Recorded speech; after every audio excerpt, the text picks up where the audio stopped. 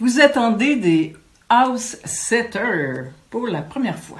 Voici quelques conseils pour être certain de bien accueillir ces personnes grâce auxquelles vous allez pouvoir partir tranquille en vacances. Et je vous dis ça par expérience. Alors, n'oubliez pas, la meilleure garantie d'une échange réussie, c'est le plaisir que chacun tire de l'expérience.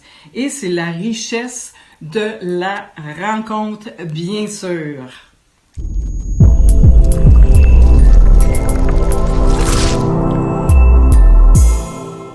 Envoyez des instructions détaillées par mail. Tout le monde n'a pas un GPS.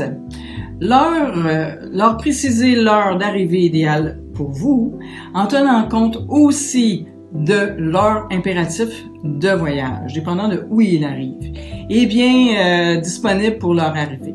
Il faut vous libérer. Ce n'est pas le moment idéal pour faire la valise ou pour vérifier les niveaux de la voiture. Et des idées d'accueil, je vous en donne et c'est super important. Et c'est très sympathique. Alors, leur montrer vos commerces préférés, le quartier, les moyens de transport, leur présenter les voisins. On s'en va faire ça la semaine prochaine. Plus vite ils seront à l'aise chez vous, plus ils passeront de bons moments. Et ils vont prendre soin, bien comme il faut, de votre maison. Avoir préparé tous les documents utiles à l'avance. Remplir à l'avance un home book. Trusted House Sitter a bien un super beau livre maintenant. C'est détaillé, ça permet de ne rien oublier au dernier moment. Depuis les indispensables, bien sûr, vos coordonnées, les téléphones en cas d'urgence. Eh bien, comme les conseils utiles, les conseils d'entretien, les bons plans de la région, j'adore quand les house me donnent ça. Le Housebook est disponible ici, on vous en donne un. Un modèle de contrat aussi est disponible ici. Et donc, pensez à leur confort pour leur première journée sur place.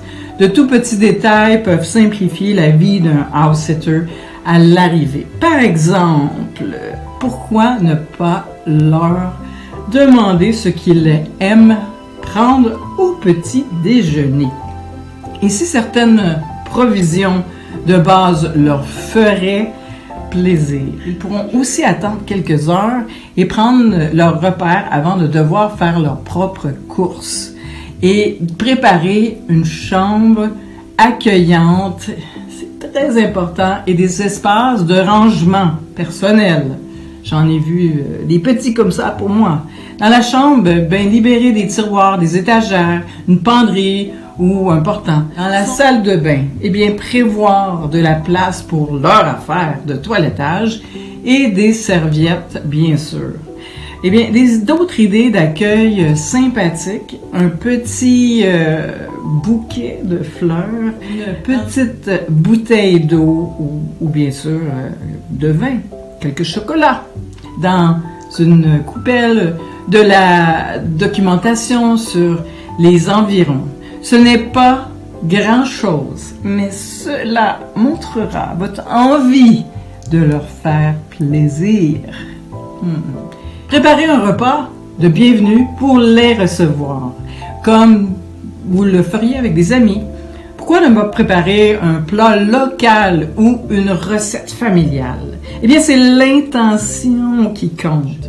D'autres idées idéales pour l'accueil sympathique, à la veille des vacances, un apéritif avec les voisins. C'est ce qu'on s'en va faire aussi la semaine prochaine. Ou un barbecue. Ce sont des moments de plaisir et de rencontre pour connaître les environs. Leur préciser si vous aimeriez recevoir des nouvelles pendant votre absence et sous quelle forme. Si certaines personnes n'éprouvent pas le besoin d'avoir des nouvelles, échangez régulièrement quand même et prenez soin que c'est une marque de confiance. D'autres sont rassurés par des contacts plus fréquents. Mettez les choses claires. Souhaitez-vous des nouvelles? À quel rythme? Par quel moyen? Téléphone, email, WhatsApp? S'envoyer des messages instantanés, c'est extraordinaire. Être alerté sur votre, téléphone de tout nouveau message reçu. Par exemple, si vous recevez des paquets ou des photos, justement. Envoyez des photos pour montrer que les animaux vont bien, pour poser une question sur, par exemple, le jardin ou la maison, pour prévenir qu'un courrier est reçu. Nous, on prend des photos tout le temps.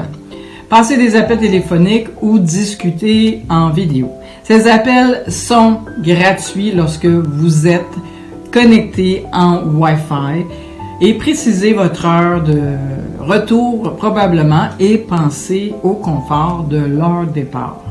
Ne changez pas votre date, non, et vos horaires de retour, car sans prévenir vos house-sitters, cela peut être gênant pour eux de vous voir arriver à l'improviste.